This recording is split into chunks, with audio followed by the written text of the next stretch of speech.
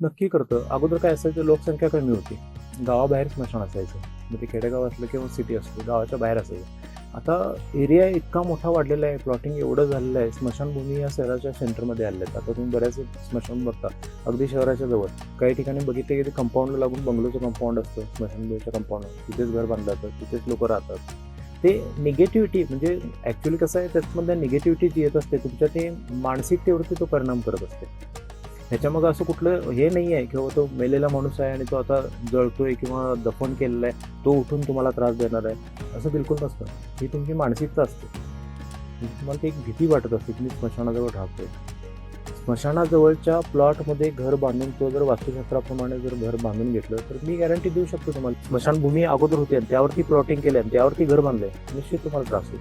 मग त्याचे काही उपाय आहेत, काही काही रेमेडीज आहेत, त्या गोष्टी कराव्या लागतील आणि मग त्या प्लॉटवरती तुम्हाला घर बांधावं लागेल.